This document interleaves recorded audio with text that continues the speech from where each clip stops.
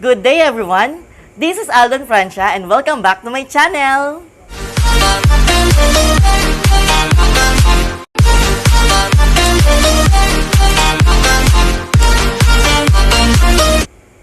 For this video, we will be discussing about adjusting entries. Okay, so ano ba siya, paano ba siya gawin, kung paano yung process, kung ano yung iba't ibang adjusting entries na kailangan nating gawin para maging tama yung paggawa natin ng financial statements. So without further ado, tara! Okay, for this video, we will be discussing adjusting entries. So ano ba tong adjusting entries? Ito yung mga adjustments na ginagawa natin at the end of the period. No, kung kailan tayo gagawa ng financial statements. Bakit?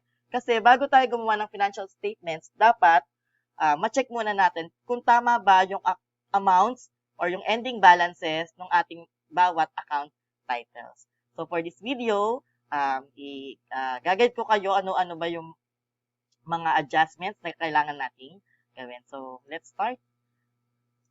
Okay, so yan yung definition. So ma-encounter natin dito si deferrals at si accruals. So dito muna tayo kay deferrals. So ano ba si deferrals? 'Di ba? Kapag may transaction tayo, either magkakaroon tayo ng expenses or kaya nagkakaroon tayo ng income. So dito kay deferrals, from the word of deferrals, depera. So laging may money involved. So kapag may expense, syempre tayo yung nagkaroon ng expense. Tama, tayo yung gumastos. So expenses already paid but not yet incurred. Okay? So, nagkaroon tayo ng expenses, nagamit natin yung pera, pero hindi pa siya na-incur. So, ano example nun? We have here the example. So, we have here the prepaid expenses. So, mamaya i-discuss natin siya, pero pag sinabi natin prepaid, binayaran natin siya in advance. Okay? Just like the prepaid insurance, diba? Nagbabayad tayo ng insurance for, halimbawa, for a year, pero hindi naman natin siya ginagamit. Same goes dun sa renta. Minsan, nagbabayad tayo ng 3 months, 6 months. So, depende kung magkano yung binabayaran natin. Pero hindi pa natin nagagamit. Kaya siya, deferred expense or prepaid expenses. And then, yung supplies. No? So, dun naman sa income, already collected but not yet earned. So, nakolekta na natin. Halimbawa, nag-provide tayo ng service, nagbenta tayo ng ating mga products, pero hindi pa natin siya na-i-deliver. Okay, so ano example niyan? We have here the unearned income. So later, ipapaliwanag natin kung ano ba yung unearned income na yan. Next, we have here the accruals. So, kabaliktaran naman siya nung deferral. Tandaan, kapag deferrals, there is the word pera. Pera. May pera. May perang involved. Perang involved. Dito naman sa accruals, wala. Walang perang involved. Wala pang perang involved. Okay? So, expenses already incurred but not yet paid. Okay, example niyan, accrued expenses. Yung accrued salaries and accrued interest. Halimbawa, doon sa accrued salaries, di ba, si empleyado, nagtrabaho na, pero hindi mo pa nababayaran. So, kaya siya accrued expenses. So, dito naman sa income, okay, accrued income. Kaya, income already earned but not yet collected. Okay, ibig sabihin, na-provide mo na yung service, na ibigay mo na yung, nagkaroon ka ng sales, pero hindi mo pa siya na kolekta. Bakit? Bakit kailangan to? Pwede naman na bayaran na lang agad. Pero may mga pagkakataon kasi na hindi kagad nababayaran ng cash yung mga transaction. So, yun yung tinatawag na cash basis. No, pero since meron tayong mga ganong pagkakataon, kaya nagkakaroon tayo ng adjustments. So, yun nga, yung deferral saka accruals. And then, mahalaga rin na malaman natin yung tinatawag nating accounting period. So, accounting period, no, may periodicity concept, no, na hinahati sa bawat period yung paggawa natin ng financial statement. So, we have monthly, quarterly, semi-annually, and annually. Okay? Now, okay? And at the end of that period, lagi tayong gumagawa ng financial statements. Kung annually, so, syempre, December 31. ang reporting period. Pero kung halimbawa monthly, yung end nung month na yun, halimbawa January 31, that is your reporting period. So, let's have an illustration for deferrals. Ito yung mga examples natin kanina. So, expenses already paid but not yet incurred. So, kopyahin natin yan nandito. So, siya ay walang perang, may perang involved. Sorry for that. Okay, may perang involved, no? So, illustration, we have here the prepaid expenses. Prepaid insurance. I have here the illustration. For example, on December 1, 2019, the ABC company purchased an insurance for 36,000 for a year. So, sabi dito, si ABC company daw ay bumili ng insurance na good for isang taon. That cost 36,000 pesos. So, meaning, kung 36,000 pesos yan, magkano siya per month? No? So, kung 36,000, i-divide mo siya sa 12, ang sagot po ay 3,000. So, ibig sabihin, kada month, may maglalaps or may mag-expense tayo na 3,000 pesos. So, let's check that. Nalagyan ko pala. Initial entries. Okay? So, for our initial entries,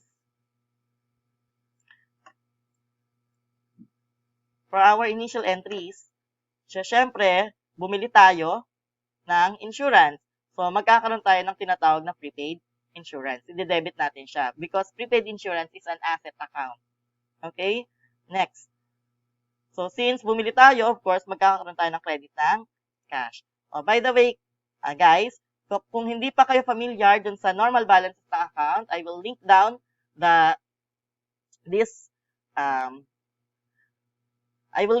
yung video about that para mas mabilis ko siyang matandaan. Okay? So, yun. So, hindi, 3,000 lang. Okay? So, may computation tayo dyan. No? So, tandaan na yung insurance, binili natin for 12 months. Okay? Pero, pansinin, yung date na to, December 1, 2019. So, usually, ang adjustment natin ay month-end or kaya year-end. So, dito, sinabi na year-end, yung adjusting entries. So, ibig sabihin, from December 1, no, hanggang December 31, nagkaroon tayo ng isang buwan. Ibig sabihin, na nagamit natin yung insurance for 1 month. And that is your expense. No? So, kung kukuhanin natin yung expense niya, so this is 36,000, tama to.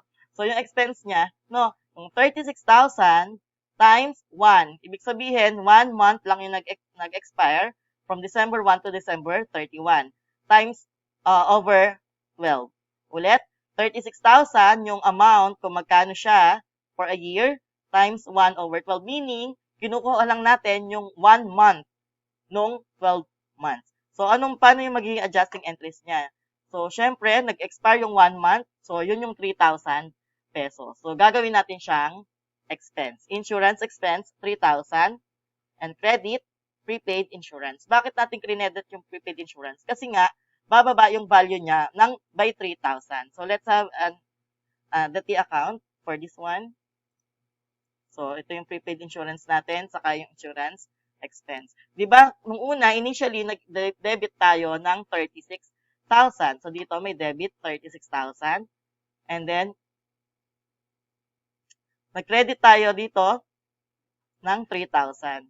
So, dapat, at the end of the year, 33,000 yung matira doon sa amount ni insurance. Imagine, kung hindi tayo nagkaroon ng adjusting entries, yung 36,000 pa rin yung mapapa-record doon sa prepaid insurance ng company, which is mali. Kaya po tayo nagkaroon ng adjusting entry for insurance. So, yun. Insurance expense 3,000.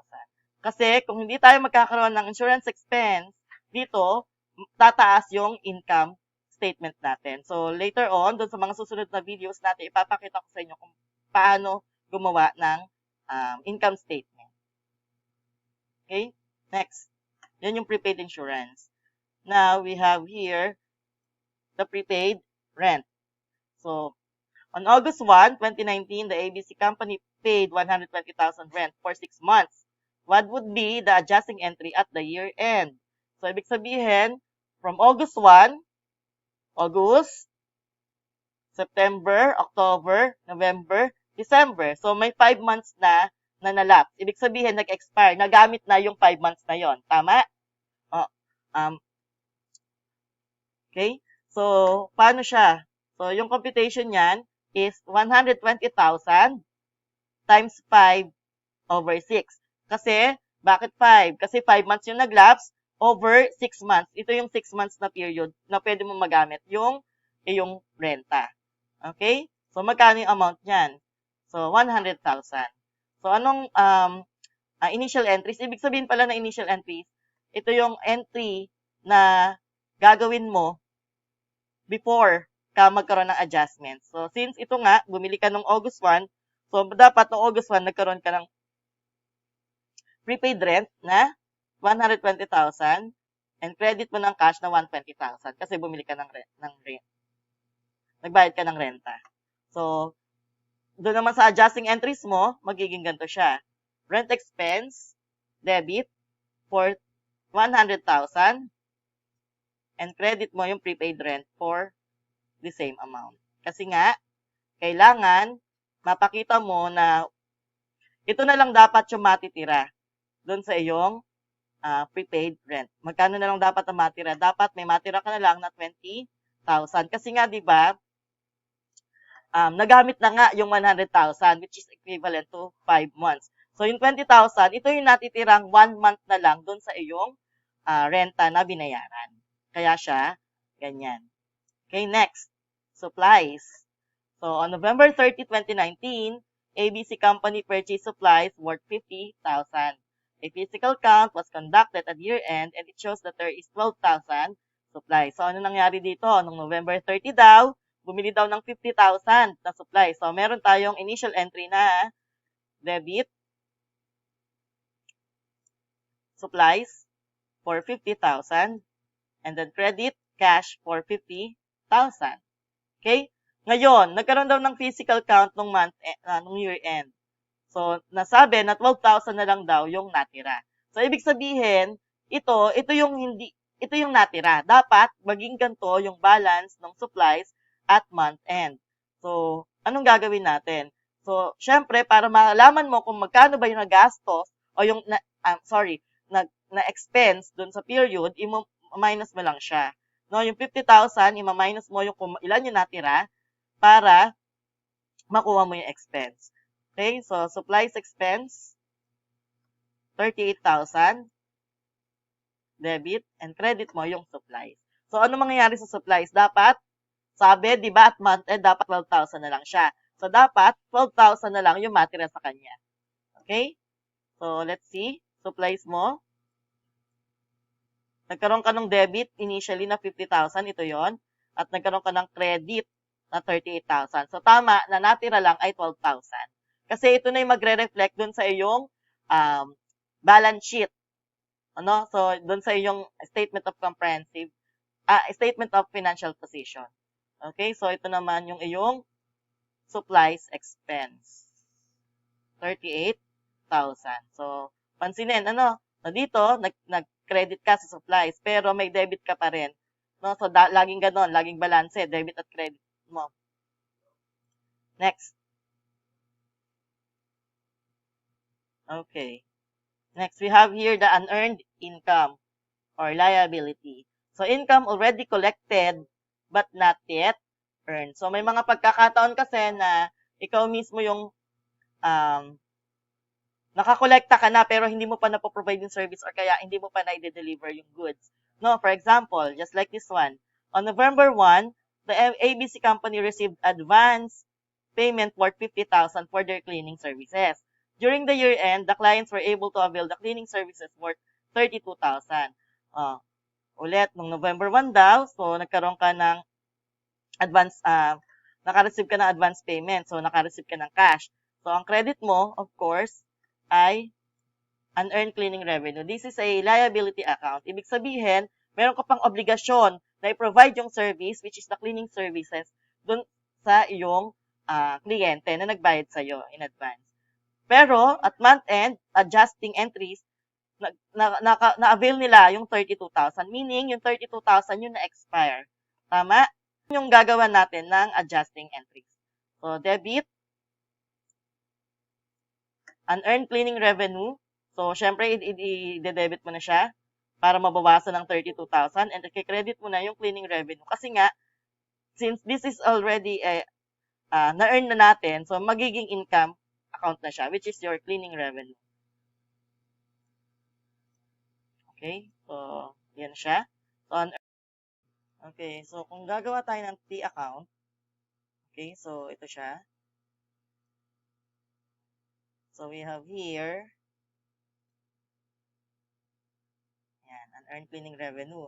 Diba, nagkaroon tayo ng credit na 50,000. So, this time, nag-debit tayo ng 32,000. So, at the end of the period, dapat may 18,000 na lang siya. Okay? So, sa cleaning revenue naman, dapat may 32,000 tayo na naka-adjust. Imagine, kung hindi natin na-adjust ito, so, makukulangan yung ating cleaning revenue na 32,000. Okay? So, by the way, magkaiba yung treatment ng unearned cleaning revenue sa cleaning revenue. Bakit? Kasi itong unearned cleaning revenue, sa balance sheet nakikita, well, this one, yung cleaning revenue sa income statement. Kaya dapat may adjustment talaga siya. Next one is the depreciation. When we say depreciation, ito yung mga equipments, ito yung building, yung mga malalaki nating, actually it's called property, plant, and equipment na ginagamit ng business, ng entity. Kung saan, over the period, bumababa ang okay? So, for example, this one. The ABC company purchased an equipment worth 30,000 with a useful life of 5 years. This equipment has a salvage value of 5,000 at the end of its useful life. So, meaning, si company bumili ng 30,000. Pero pwede mo siya magamit ng 5 years kasi may useful life ito na 5 years. At the end of 5 years, 5,000 na lang daw yung magiging value ito. So, paano natin makukuha? Okay? Yung ating depreciation for that month. Sorry for this one. Okay? Depreciation expense equals cost minus salvage value or useful life. So, ganito siya. So, yung 30,000 mo, yun yung cost ng asset, minus 5,000 pesos, yun yung value niya at the end of 5 years, divide 5 years. So, meron kang 5,000 na depreciation expense sa isang taon. No? So, paano natin siya gagawin? Ayan. So, dito, meron tayong initial entry. So, debit natin equipment 30,000 kasi yun siya, di ba? Nag-debit tayo or bumili tayo ng equipment, then credit cash for 30,000. So, ang adjusting entries natin, first one is, the debit natin is depreciation expense for that equipment worth, kung magkano yung depreciation niya for a year, 5,000, ito yon yung kinumpit natin. And this one, ito yung kanyang katambal na credit, accumulated depreciation. So, let's see. Let's check kung paano ba siya. Okay. So, ganito natin makukuha yung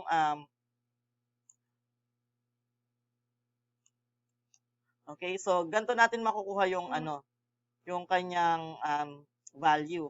No? So, we have here, 'di ba? Ang useful life ng atin ay 5 taon. So, for this year, meron kang 30,000 yung equipment cost. Ma-minus mo yung accumulated depreciation for this year na 5,000. So, ang value niya, pagkatapos ng isang taon ay 25,000. Okay? So, sa second year niya, yung equipment cost natin, hindi natin babaguhin na. Kasi pag na-record natin yan, it is as is, na 30,000 siya, kahit hanggang 5th year. So, ano nang nababago? Yung accumulated depreciation. Ibig sabihin, yung depreciation niya, over the period, ipinag-a-add natin. For example, this second year, no, di ba yung isang depreciation natin ay 5,000. So, kapag ka nakadalawang taon na, magiging 10,000 ito. No? So, 5,000 times 2 equals 10,000 pesos.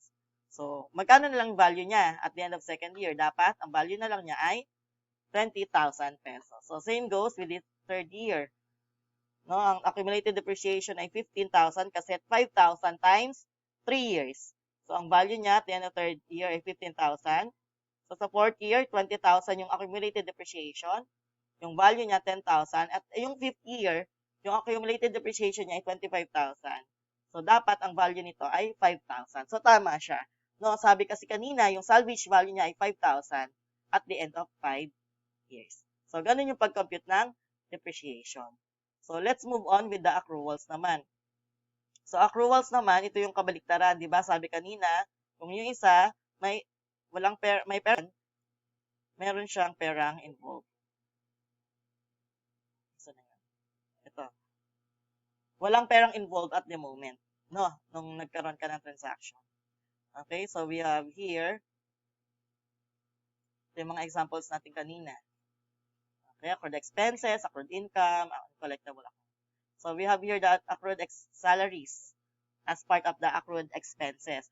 When we say accrued salaries, no, ibig sabihin, ito yung mga hindi pa natin nababayaran dun sa ating empleyado, pero nagawa na nila yung service. For example, this one, ABC Company pays their employees every Saturday.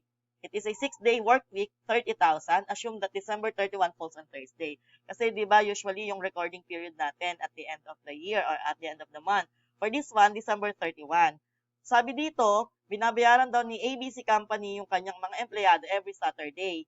Okay? So, sa loob ng isang linggo, meron silang 6 days work. So, 30,000 yung binabayad niya every Saturday. So, anong gagawin natin? Kukunin natin, tingnan natin ilang araw ba yung natrabaho ng ating empleyado. Sabi kasi dito, yung December daw ay nag-fall sa Thursday. So, I have here the illustration for the calendar. Katulad nito. Ito yung adjusting natin. Gagawa natin ng adjusting entries. Itong date na to, 31. Pero ang sabi, Sabado pa daw dapat siya magbibigay. So, ibig sabihin, kapag trabaho yung ating empleyado ng from 28 to 31. So, 1, 2, 3, 4. So, 4 days yung expense. No, yung dapat nating bayaran sa kanila. So, paano natin siya kukumputin? Ganito lang siya. Okay, yung 30,000 mo na binabayad sa isang linggo, i-multiply mo dun sa kung ilan yung araw na natapos na, which is 4 days, no? And i-divide mo siya dun sa kung ilan yung total na araw sa isang linggo. So, ganito siya. 30,000 times 4 over 6. Ulit, yung 4, kasi nag-lapse na nga ng 4 na araw na consume na trabaho na ng mga empleyado mo yung 4,000, pero hindi pa natin siya nababayaran. Kasi nga, Sabado pa yung pagbabayad natin ng kanilang salaries. Okay? Kung kaya, i-compute lang natin magkano ba talaga yung dapat nating isama doon sa ating account title for that. No? So, we have here, debit tayo ng salaries expense kasi nga, expense siya kasi nagamit na or na-consume na or nagawa na. No? And then, we have here salaries payable. Yes, salaries payable pa siya. Bakit? Kasi hindi pa natin siya nababayaran. Babayaran pa natin siya babayaran pa siya ng company kapag sumapit ang Sabado. Okay? Yun siya. Ganun lang siya. Okay, next. We have here the accrued interest naman. Ito naman, yung interest dun sa mga pagkakautang natin, no? So, for example, on October 1, mahalaga lagi na titignan yung date.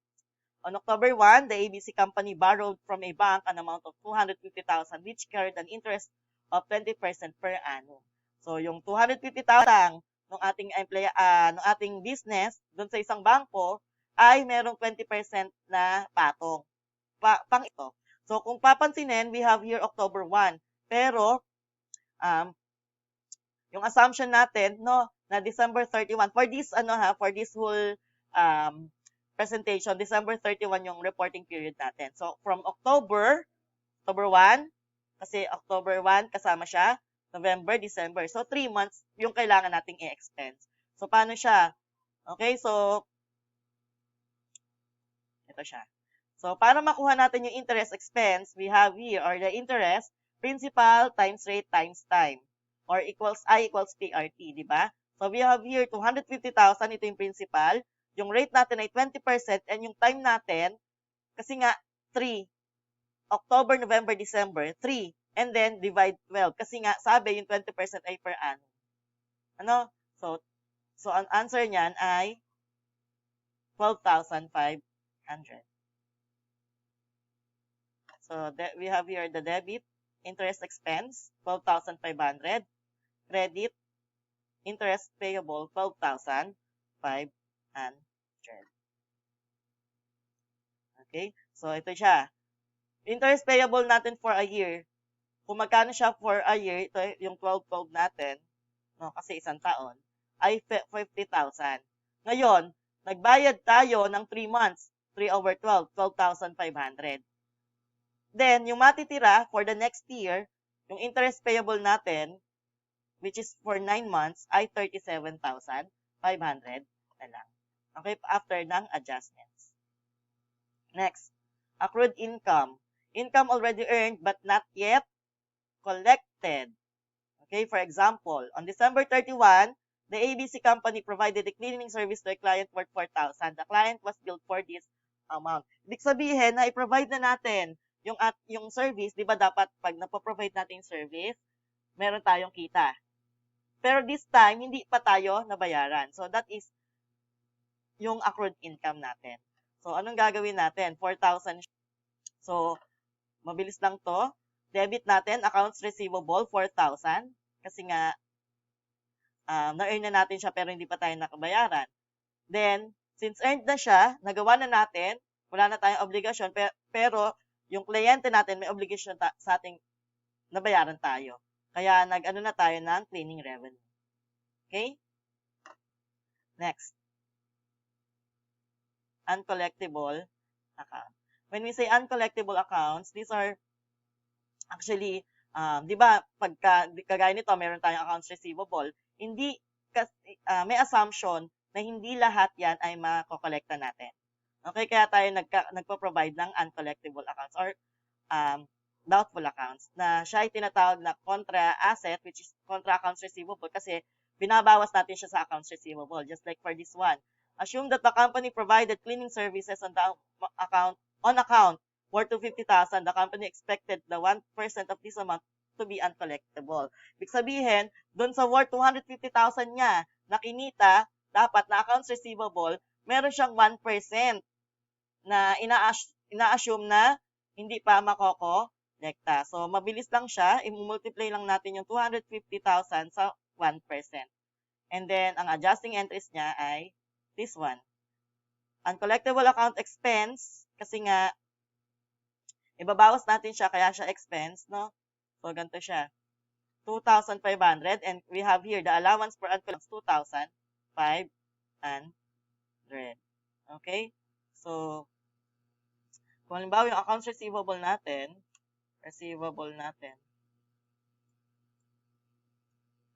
yung accounts receivable natin ay 250,000. Dapat yung makokolekta natin, i-minus natin yung allowance for doubtful accounts na 2,500. So, ang matitira na lang na AR natin at the end of the period ay 247,500. Okay? So, that's all for this video, and hopefully ay may natutunan kayo. I will be making this one for our next video. So, kung paano natin i-compute yung from adjustments, from unadjusted trial balance, adjusting entries, adjustments, and adjusted trial balance, income statement, and the statement of financial position or balance sheet. So, mag-worksheet tayo sa susunod video. Okay? So, with that, thank you very much and bye-bye!